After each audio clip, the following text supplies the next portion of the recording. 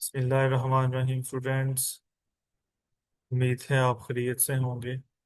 आज का जो हमारा टॉपिक है डिस्कशन का, वो class 11 physics national book foundation का chapter number 4 rotational and circular motion है।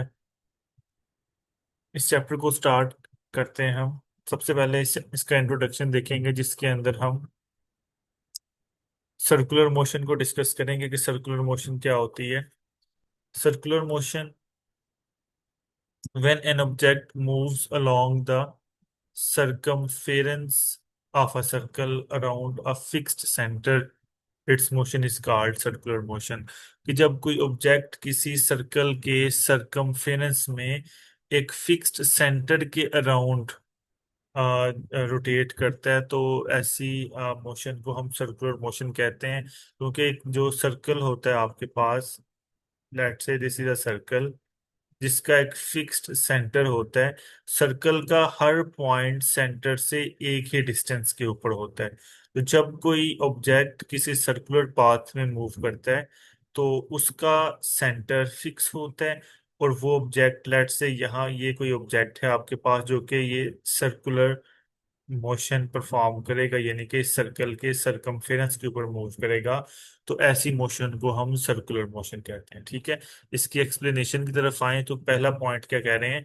In circular motion the object always move on a circular path. Circular motion के अंदर ऑब्जेक्ट हमेशा हमेशा सर्कुलर पाथ यानी कि सरकमफेरेंस के अलॉन्ग मूव कर रहा होता है, किसी कर्व्ड पाथ में मूव कर रहा होता है। सर्कुलर यानी कि कर्व्ड पाथ। ठीक है जी, कर्व्ड पाथ। फिर दूसरा पॉइंट क्या कह रहे हैं, the distance from the centre यानी कि रेडियस रिमेन्स कांस्टेंट। जैसे मैंने ये बताया आपको यहाँ पे कि अगर ये इसको हम रेडियस सेंटर कंसीडर करें, तो सेंटर से सरकमफेरेंस तक रेडियस होता है। और अगर एक सर्कल एक हो आपके पास, तो उस सर्कल का रेडियस चेंज नहीं होता, वो फिक्स होता है। तो सो ये सारी लाइंस जो हैं, ये सारे रेडियाई आपस में क्या होते हैं, इक्वल होते हैं, इनका डिस्टेंस सेम होता है। तो दूसरे पॉइंट में कह रहे हैं कि the distance from the centre remains constant. Object का सेंटर से डिस्टेंस जो है वो कांस्टेंट रहता है, वो चेंज नहीं होता।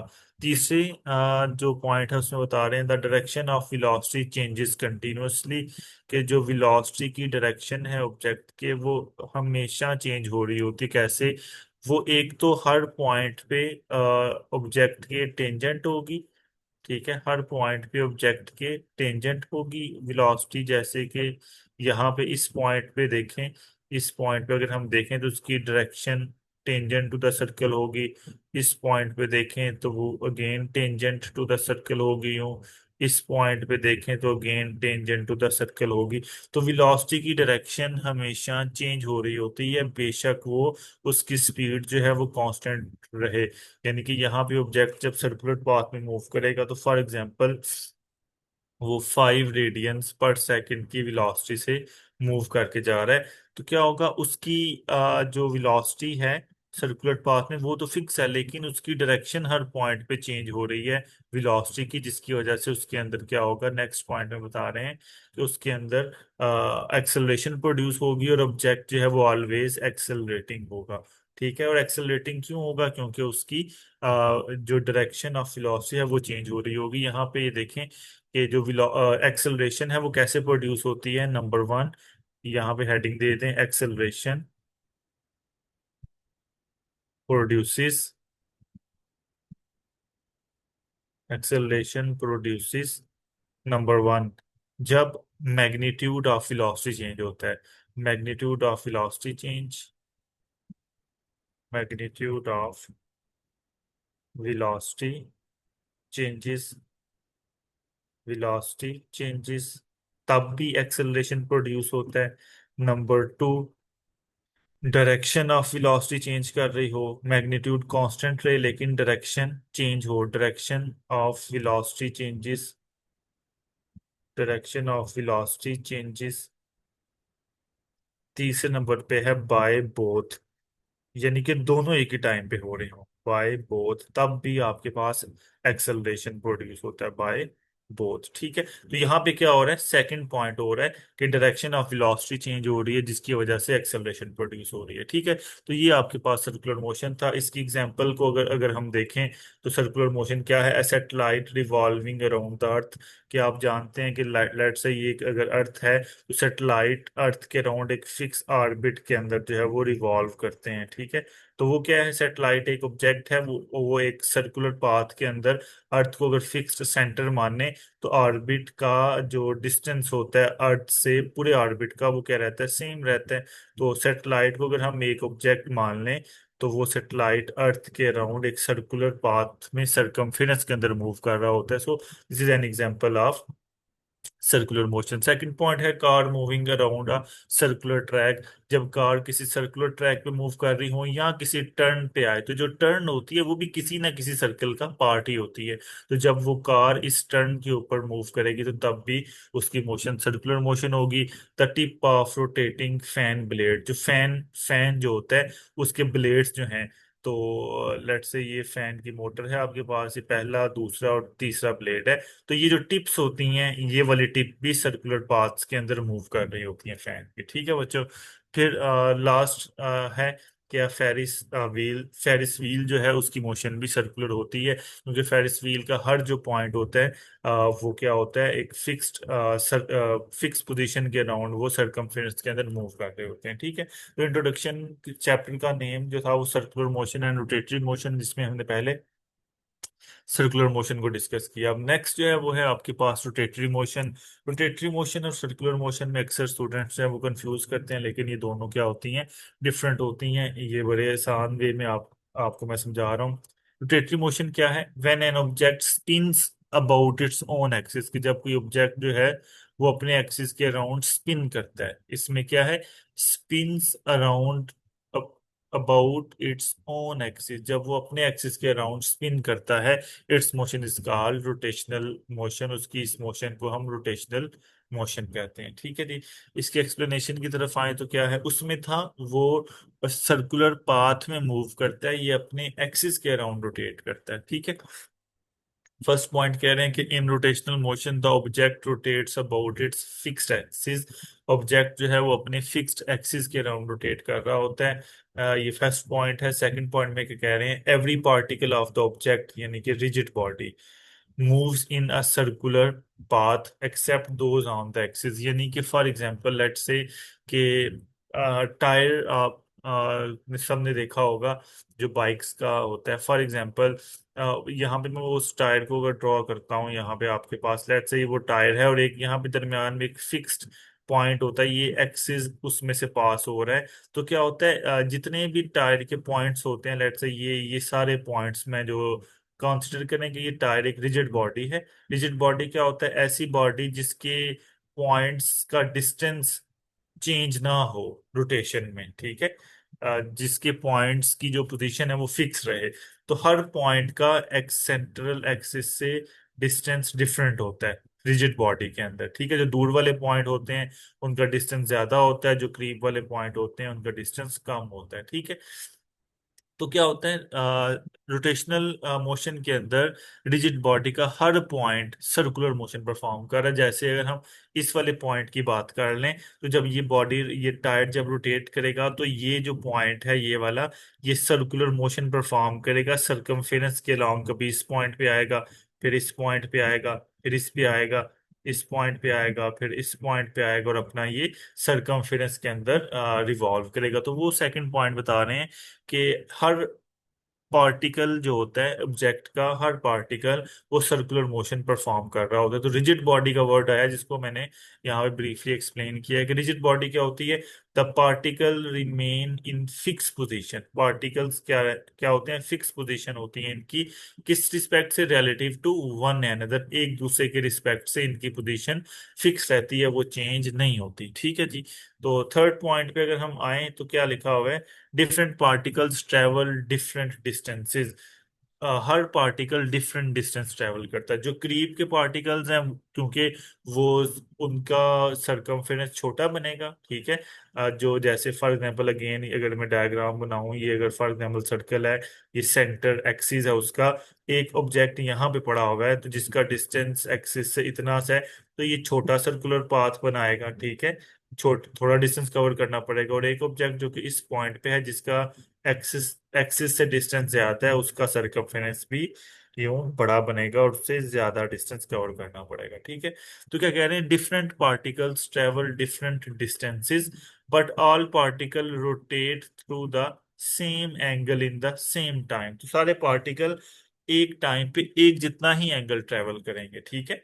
ऐसा नहीं है कि एक पार्टिकल जो है वो 10 डिग्री ट्रेवल कर रहा है तो दूसरा पार्टिकल 50 करेगा, नहीं। सारे पार्टिकल्स की इनिशियल पोजीशन और फाइनल पोजीशन का अगर हम एंगल निकाल लें, तो एंगल ऑलवेज थीटा जो है वो सेम रहेगा। थीटा जो है वो रोटेशन जितनी भी बॉडी को रोटेट कर रही है, उसका एंगल क्या रहेगा, सेम ही रहेगा।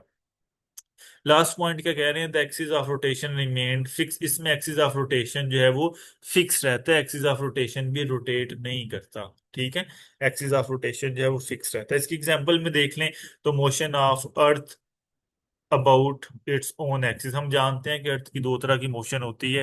अर्थ एक अपने एक्सिस के राउंड भी रोटेट करती है, और एक अर्थ सन के राउंड भी रोटेट करती है। तो अर्थ की एग्जांपल में अगर हम देखें, तो यहाँ पे अर्थ जो है वो दोनों मोशन परफॉर्म करती है। लेट्स से अगर ये सन है ना आपके पास, ये क्या है, सन है, और सन के राउंड अर्थ का ये इलिप्सिकल इलिप्स में पाथ है आपके पास। तो यहाँ पे अगर अर्थ है आपके पास और ये अर्थ का एक्सिस है जो कि इसमें से पास हो रहा है, तो आप जानते हैं अर्थ अपने एक्सिस के राउंड भी रोटेट करती है और अर्थ सन के राउंड भी चक्कर लगा रही है। तो जब अर्थ सन के राउंड चक्कर लगाएगी, तो एक सर्कुलर पाथ, एक सरकमफेरेंस के में अर्थ जो है वो मूव कर रही होगी, तो ये इसकी सर्कुलर मोशन होगी। और जब वो अपने राउंड अपने गिर्द चक्कर लगा रही होगी, यानी कि अपने एक्सिस के राउंड रोटेट कर रही होगी इस वर्टिकल लाइन के राउंड, तो ये उसकी मोशन कैसी होगी, this motion is called the rotational motion. फिर दूसरी एग्जांपल है motion of a ceiling fan about fixed rod के। अब ब्लेड्स को अगर हम कंसिडर करें, तो ब्लेड के पार्टिकल जो हैं वो, ये रॉड अगर फिक्स है, तो ब्लेड के पार्टिकल्स जो हैं, जैसे ये एक ब्लेड है, इसका ये वाला पार्टिकल है, ये वाला पार्टिकल है, ये वाला पार्टिकल है, तो पार्टिकल्स सर्कुलर मोशन परफॉर्म करेंगे। अब ये जो इसका ये जो रॉड है, ये फिक्स्ड एक्सिस है।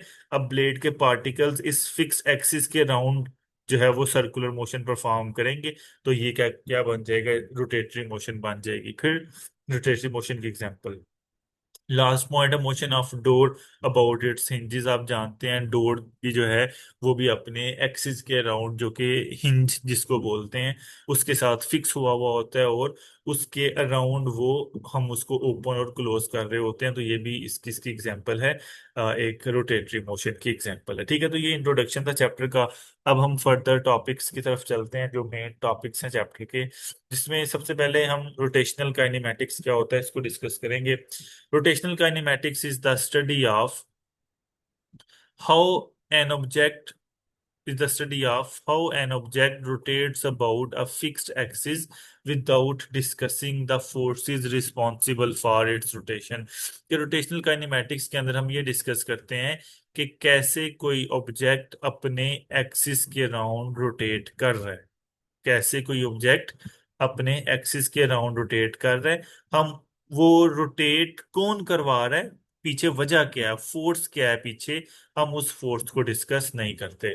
विदाउट डिस्कसिंग द फोर्स या cause, without discussing the cause responsible for its rotation, इसको कौन सी फोर्स है, ये क्या वजह है कि ये रोटेट कर रहा है, हम काइनेमैटिक्स के अंदर उस वजह को डिस्कस नहीं करते। तो ये आपके पास रोटेशनल काइनेमैटिक्स की डेफिनेशन थी। इसकी एक्सप्लेनेशन की तरफ चलें, तो rotational kinematics deals with the quantities that describe rotational motion. ऐसी क्वांटिटीज को हम इसमें डिस्कस करते हैं जो कि रोटेशनल मोशन को डिस्क्राइब कर रहे होते हैं। जैसे कि पहले नंबर पे आपके पास एंगुलर पोजीशन थीटा, ये हम चैप्टर पढ़ रहे हैं रोटेशनल मोशन का। जो लीनियर मोशन होती है उसके अंदर हम डिस्टेंस या डिस्प्लेसमेंट को एक्स से रिप्रेजेंट करते हैं। वही चीज यहाँ पे आके आपके पास पोजीशन जो होती है ना, एंगुलर, यहाँ पे एंगुलर पोजीशन उसको थीटा के साथ रिप्रेजेंट कर दिया जाता है। फिर एंगुलर डिस्प्लेसमेंट को हम यहाँ पे डेल्टा थीटा के साथ रिप्रेजेंट करते हैं। एंगुलर वेलोसिटी वहां पे v के साथ रिप्रेजेंट किया जाता है, यहाँ पे हम ओमेगा, ये साइन क्या है, ओमेगा, इस तरह इसको लिखा जाता है, ओमेगा छोटा w की तरह। और एंगुलर एक्सेलरेशन अल्फा इसको रिप्रेजेंट करते हैं, और इसको हम शॉर्ट फॉर्म में इस तरह लिखते हैं। तो रोटेशनल काइनेमेटिक्स जो है हमें क्या है कि उन क्वांटिटीज के बारे में बताती है जो कि किसी ऑब्जेक्ट की मोशन को डिस्क्राइब कर रहे होते हैं, जैसे angular position, angular displacement, angular velocity and angular acceleration. अब बारी बारी हम इन चारों को डिस्कस करेंगे। सबसे पहले आपके पास आता है एंगुलर पोजीशन थीटा। क्या होता है ये angular position? The angle through which position vector of a moving object is displaced with respect to some chosen reference direction is called angular position. The angle through which position vector of a moving object is displaced, ऐसा angle जिससे किसी object का जो position vector है उसको displace किया जाए with respect to some chosen reference direction, किसी भी रेफरेंस डायरेक्शन के रिस्पेक्ट से इसका कॉल्ड एंगुलर पोजीशन। यहाँ डायग्राम में देखें, मैं आपको समझाता हूँ। इनिशियली आप कंसीडर करें कि ये जो ग्रीन कलर का वेक्टर नजर आ रहा है, this is called the position vector. इसको हम आर से रिप्रेजेंट करते हैं। दिस इज द थीटा जिसको हम एंगुलर पोजीशन कहते हैं, और ये ओ जो है ये ओरिजिन है। इनिशियली कंसीडर करें कि पोजीशन वेक्टर, ये हम जो एक्स एक्सिस है, as x axis is our reference point. Initially consider करें कि पोजीशन वेक्टर एक्स एक्सिस के साथ एंगल जीरो बना रहा था। आफ्टर सम टाइम ये ये इसका, इसकी जो पोजीशन है वो एक्स से चेंज होके ए के ऊपर आ गई। ए पॉइंट जो है वो यहाँ पे वो ऑब्जेक्ट आ गया, ये सर्कल आपको डॉट नजर आ रहा है। तो क्या होगा, ओरिजिन से हम ये इसका पोजीशन वेक्टर आर इस पॉइंट तक ड्रॉ करेंगे। अब इनिशियल पॉइंट से लेके ये जो पोजीशन वेक्टर आर जितना डिस्प्लेस हुआ है उसको रिप्रेजेंट कर रहे हैं हम ये एंगुलर पोजीशन थीटा के साथ। ठीक है, तो ये यही डेफिनेशन में बता रहे हैं। The angle through which position vector of moving object is displaced, वो एंगल जिससे पोजीशन वेक्टर पहले यहाँ पे था, अब इस पॉइंट पे आगे कितना डिस्प्लेस हुआ, ये वाली लाइन इतना डिस्प्लेस हुआ ना। So with respect to some chosen reference, तो रेफरेंस हमने ये एक्स एक्सिस को रेफरेंस लिया, इसके रिस्पेक्ट से इतना डिस्प्लेस हुआ, तो इस डिस्प्लेसमेंट को हमने एंगुलर पोजीशन का नाम दिया। इसका फॉर्मूला क्या होता है? इसको रिप्रेजेंट किया जाता है theta is equals to s divided by r से। एस क्या होता है? एस ये आर्क की, ये देखें यहाँ पे ये जो कर्व्ड पाथ है इतना सा एक्स से लेके एस तक, ए तक सॉरी, एक्स से लेके ए तक ये जो पाथ है दिस इज द आर्क। तो आर्क लेंथ को एस से हम रिप्रेजेंट कर रहे हैं। इसको हम जब रेडियस ऑफ अ सर्कल से डिवाइड करते हैं या पोजीशन वेक्टर आर से डिवाइड करते हैं, तो आपके पास जो है वो आपको एंगुलर पोजीशन थीटा मिल जाता है, जिसका फॉर्मूला क्या है, theta is equal to s by r. तो for an object rotating in a circle of radius r through an arc length s, its angular position is given by theta is equals to s by r। तो it is analogous to linear position x in translational motion। जैसे मैंने आपको बताया था थोड़ी देर पहले कि translational यानी कि स्ट्रेट लाइन मोशन के अंदर हम जब कहते हैं कि फॉर एग्जांपल ये कोई एक्सिस है आपके पास, कोई ऑब्जेक्ट इस पॉइंट पे पड़ा हुआ है, तो उसका ओरिजिन से हम कहते हैं एक्स एक्स एक्सिस, लेट से ये 5 सेंटीमीटर था, तो हम कहते हैं इस ऑब्जेक्ट की पोजीशन जो है एक्स एक्सिस के रिस्पेक्ट से वो 5 सेंटीमीटर है। तो ये जो 5 सेंटीमीटर है ना, इसको हम एक्स से, एल से, आर्स वगैरह से रिप्रेजेंट करते हैं इन लीनियर मोशन। जबकि एंगुलर मोशन में इसको थीटा से रिप्रेजेंट किया जाता है। तो जो थीटा एंगुलर मोशन में काम कर रहा है वही एक्स का लीनियर मोशन यानी कि ट्रांसलेशनल मोशन के अंदर काम होता है। ठीक है जी। तो ये आपके पास एंगुलर पोजीशन था। अब अगर हम एंगुलर डिस्प्लेसमेंट की तरफ आए, तो एंगुलर डिस्प्लेसमेंट एंगुलर पोजीशन का ही को ही लीड कर रहा है आगे। तो इसमें हम क्या डिस्कस करते हैं, the change in angular position, कि एंगुलर पोजीशन के अंदर कितना चेंज आ रहा है। The change in angular position with respect to some reference is called angular displacement. ठीक है, यानी कि फॉर एग्जांपल कंसीडर करें कि initially object with respect to x axis, object initial position A थी, यानी कि ए पॉइंट पे था जिसको हमने थीटा आई से रिप्रेजेंट किया। आफ्टर सम टाइम वो ए से अपने आप को चेंज करके पोजीशन आर पे चला गया, और इसका अब जो एंगल बनेगा इसको हम रिप्रेजेंट कर रहे हैं थीटा एफ के साथ। ठीक है जी, यहाँ थीटा वन और थीटा टू के साथ। अब ये जो चेंज आया है वो चेंज कहाँ से कहाँ तक आया है? चेंज आया है पॉइंट ए से लेके पॉइंट बी तक। अब ये जो चेंज हम निकालेंगे उस चेंज को हम डेल्टा थीटा से रिप्रेजेंट करेंगे, तो कैसे आएगा? Final angular position minus initial angular position. ठीक है जी, तो this is called the angular displacement. यहाँ पे जो डेल्टा थीटा मिल रहा है ये चेंज मिल रहा है फाइनल पोजीशन और इनिशियल पोजीशन में के डिफरेंस को, डिफरेंस में से। ठीक है, तो इसको आप क्या कहेंगे? एंगुलर डिस्प्लेसमेंट कहेंगे, final minus initial positions. Angular displacement is a vector quantity, ये एक वेक्टर क्वांटिटी है, इसकी डायरेक्शन भी होती है। ये क्लॉक, क्योंकि ये एंगल है तो एंगल को हम क्लॉकवाइज और एंटी क्लॉकवाइज दोनों मेजर करते हैं। सो इस ये एक वेक्टर क्वांटिटी है। और सेकंड पॉइंट है इसका कि angular displacement is positive for anti clockwise. जब मोशन एंटी क्लॉकवाइज होगी, यानी कि जो आम हम डेली लाइफ में एंगल को मेजर करते हैं वो आप जानते हैं एंटी क्लॉकवाइज डायरेक्शन होती है। तो जब जब आपका एंगुलर डिस्प्लेसमेंट एंटी क्लॉकवाइज होगा तो आप उसके साथ पॉजिटिव साइन लेंगे, और जब जब आप उसको क्लॉकवाइज मेजर करेंगे तो आप उसके साथ नेगेटिव साइन लेंगे। ठीक है जी, तो इसके यूनिट की अगर बात करें, the unit of angular displacement is radian. क्योंकि एंगल है तो एंगल को हम डिग्रीज और रेडियन में मेजर करते हैं, लेकिन इसका जो ऐसा यूनिट है वो क्या है? रेडियन। इसको शॉर्ट फॉर्म में आर ए डी लिखा जाता है, आर ए डी, रेडियन। ठीक है जी, रेडियन को अगर डिफाइन करें तो रेडियन क्या है? Radian is a two dimensional angle, कि ये टू डायमेंशनल एंगल होता है फॉर्म्ड इन अ सर्कल, एक सर्कल के अंदर बनाया जाता है। कब? When arc length s of a circle is equals to the radius r. ये एक्चुअली वन रेडियन को डिफाइन कर रहे हैं कि वन रेडियन क्या होता है, कि one radian is a two dimensional angle which is formed in a circle when the arc length s equals to radius of the circle. यानी कि फर्क मैं यहाँ पे शॉर्टली एक्सप्लेन करता हूँ इसको। कंसिडर करें कि ये आपके पास एक सर्कल है जिसका आपके पास ये क्या है? सेंटर है। सेंटर से इस पॉइंट तक this is called the radius. Consider करें कि एक ऑब्जेक्ट इनिशियली इस पॉइंट पे था जिसको हम ए पॉइंट का नाम देते हैं। वो क्या कर रहा है? वो कुछ टाइम के बाद वो पॉइंट बी के ऊपर चला गया। ये पॉइंट आपके पास पॉइंट बी है। अब सेंटर से पॉइंट बी तक भी क्या है? रेडियस है। अब ये ए से बी के दरमियान का जो पाथ है इसको हम आर्क लेंथ एस कहते हैं। अगर कोई ऑब्जेक्ट, ये जो एस है उस ऑब्जेक्ट का, अगर ये उस ऑब्जेक्ट की आर्क लेंथ एस और रेडियस आपस में बराबर हो जाए, यानी कि अगर फॉर एग्जांपल रेडियस 3 सेंटीमीटर है और आर्क लेंथ भी उसकी 3 सेंटीमीटर की ही बन रही हो, तो दोनों आपस में क्या आ जाएंगे? बराबर आ जाएंगे। उस केस में जो रीजन के ऊपर एंगुलर डिस्प्लेसमेंट या और एंगल बनेगा थीटा, वो क्या होगा? वो होगा वन रेडियन आपके पास। ठीक है, तो ये वन रेडियन को डिफाइन कर रहे हैं कि वन रेडियन क्या होता है? One radian is a two dimensional angle formed in a circle when the arc length of a circle is equal to the radius of a circle. Hopefully आपको ये बात समझ आ गई होगी।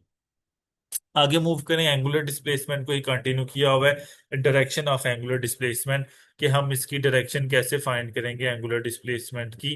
तो डायरेक्शन हम फाइंड कैसे कर सकते हैं? The holding the axis of rotation in your right hand, यानी कि राइट हैंड रूल हम अप्लाई करेंगे। Holding the axis of rotation in your right hand with fingers curling in the direction of rotation. क्या करें कि आप axis को, late से कि ये आपके पास एक्सिस है, ठीक है, ये रेड वाला आपके पास एक्सिस है। आप अपने एक्सिस को राइट हैंड हैंड में रखें और अपने फिंगर्स जो है राइट हैंड की उनको इनिशियल से फाइनल पोजीशन की तरफ कर्ल करें। ठीक है, अपने फिंगर्स ऑफ राइट हैंड को इनिशियल से फाइनल पोजीशन की तरफ कर्ल करें। तो जो थंब की डायरेक्शन होगी, थंब की डायरेक्शन आपको जो है वो क्या बता देगी? एंगुलर डिस्प्लेसमेंट की डायरेक्शन बताएगी कि एंगुलर डिस्प्लेसमेंट किस तरफ हो रही है। तो जो डायग्राम आपको दिखाई गई है, इस डायग्राम में थंब अपवर्ड है तो एंगुलर डायरेक्शन क्या होगी? अपवर्ड होगी। ठीक है जी, तो ये कि एंगुलर डिस्प्लेसमेंट की डायरेक्शन अपवर्ड होगी। तो इसकी स्टेटमेंट को मैं रीड कर देता हूँ। Holding the axis of rotation in right hand with fingers curling in the direction of rotation, the thumb gives direction of angular displacement। अब ये तो इसका हो गया कि एंगुलर डिस्प्लेसमेंट की हमने डायरेक्शन कैसे फाइंड आउट करनी है। ये डायग्राम वो है जो कि अभी मैं आपको समझा के आया हूँ कि एंगल 1 रेडियन कब बनता है और वो 1 रेडियन कितने डिग्री के इक्वल होता है। अब हमने वो देखना है, यानी कि रिलेशन देखना है रेडियन का और डिग्री का आपस में। ठीक है, तो प्यारे बच्चों हम जानते हैं कि number of degrees in one revolution, यानी कि एक कंप्लीट जब सर्कल बनता है तो उसके अंदर टोटल एंगल जो होते हैं नंबर 1 वो 3 डिग्रीज में अगर बात करें तो 360 डिग्रीज होते हैं। और अगर इन्हीं को हम रेडियंस के अंदर बात करें तो ये होते हैं 2 पाई रेडियंस के इक्वल होते हैं। ठीक है, तो एक कंप्लीट सर्कल के अंदर एक इन इन वन सर्कल जो एक डिग्री होते हैं वो 360 और जो रेडियंस होते हैं वो 2 पाई के इक्वल होते हैं। अब ये दोनों क्योंकि एक सर्कल के वैल्यूज हैं तो आप इन दोनों को आपस में इक्वेट कर सकते हैं कि total angle in one revolution is 2 pi radian होते हैं, ये भी एक रेवोल्यूशन में होते हैं, और 360 डिग्री भी एक रेवोल्यूशन में होते हैं। ठीक है, तो ये आपके पास इक्वेशन आ जाएगी यहाँ से, इसको आप इक्वेशन ए का बेशक नाम दे दें। अब क्या करें, यहाँ पे 2 पाई रेडियन के साथ हमें 1 रेडियन की वैल्यू चाहिए ना, तो 2 पाई रेडियंस के साथ मल्टीप्लाई हो रहा है, इसको दूसरी तरफ जाके डिवाइड करवा रहे हैं तो आपके पास ये इक्वेशन आ जाएगी। अब पाई की वैल्यू जो है आपने यहाँ पे 3.17 पुट करनी है।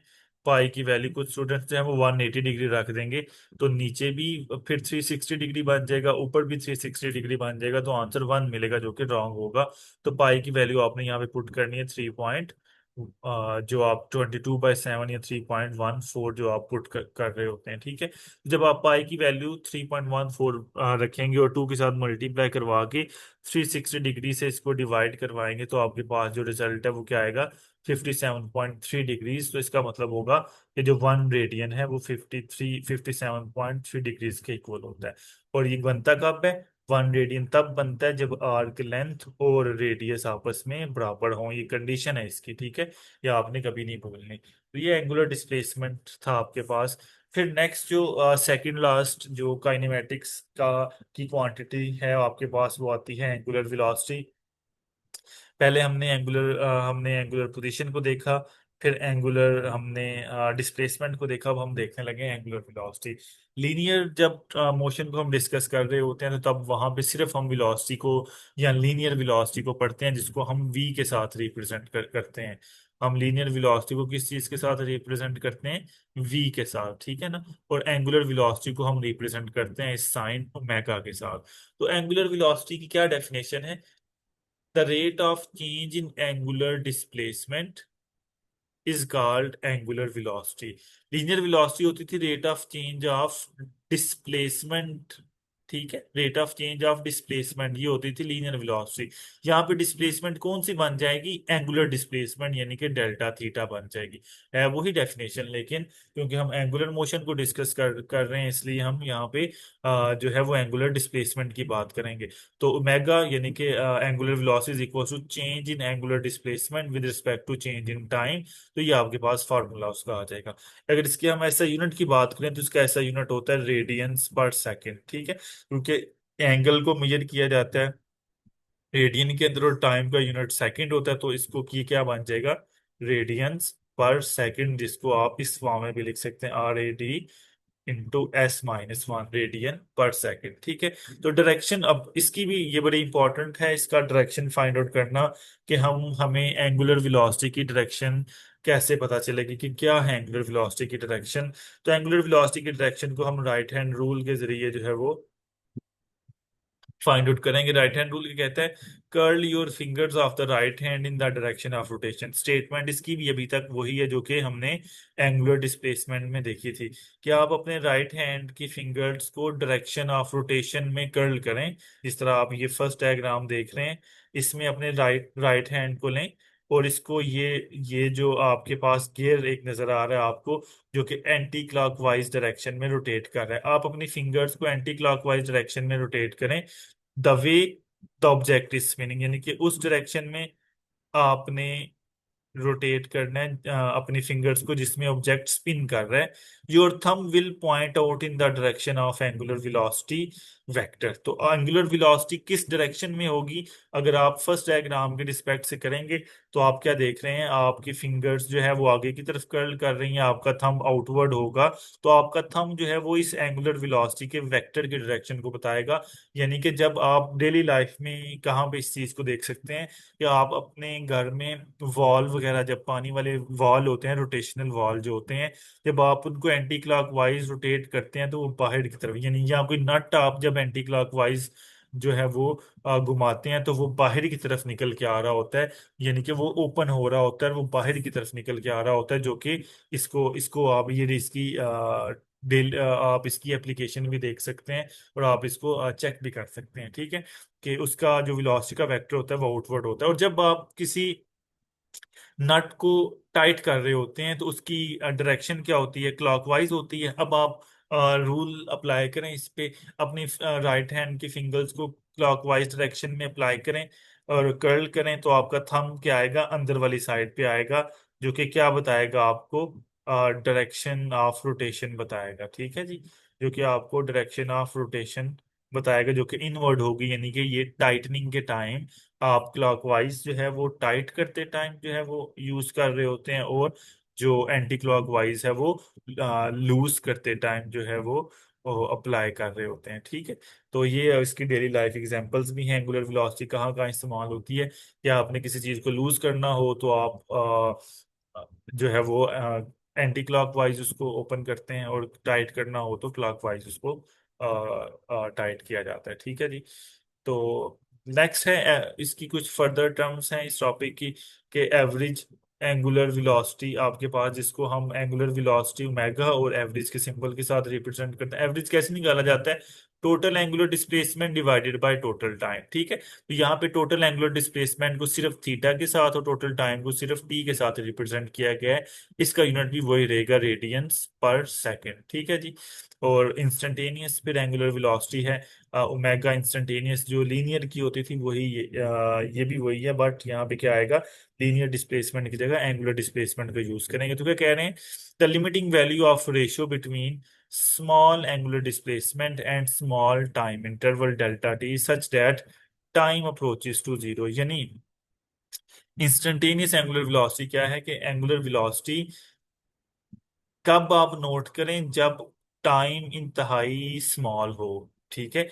तो this is called instantaneous angular velocity, जिसका formula omega is equals to limit delta t approaches to zero और delta theta divided by delta t. यानी कि ये एंगुलर वेलोसिटी ही है, लेकिन उसके ऊपर क्या क्या है, एक कंडीशन हम लगा देते हैं कि टाइम इतना स्मॉल होना चाहिए, इतना स्मॉल होना चाहिए कि वो अप्रोक्सीमेटली जीरो हो। इसकी मैं एग्जाम्पल यूं देता होता हूँ कि फॉर एग्जाम्पल कोई ऑब्जेक्ट जो है वो रोटेट कर रहा है ना विद सम वेलोसिटी, ठीक है, एंगुलर वेलोसिटी के साथ, फॉर एग्जांपल सर्कुलर पाथ में रोटेट कर रहा है। आप किसी भी at any instant of time आप एक नजर उसकी वेलोसिटी के ऊपर दें कि अभी अभी वो किस वेलोसिटी से मूव कर रहा है। लेट्स से इनिशियली वो 5 मीटर पर सेकंड की वेलोसिटी से मूव करके जा रहा था, आफ्टर सम टाइम 5-7 सेकंड हो गया, आपने बस उसकी स्पीडोमीटर के ऊपर जो है वो नजर दुहराई तो आपको मिला 7 मीटर पर सेकंड। तो आप इसको देखने में जितना कम से कम टाइम लगा सकते हैं, वो आपके पास डेल्टा टी तकरीबन अप्रोक्सीमेटली जीरो होगा।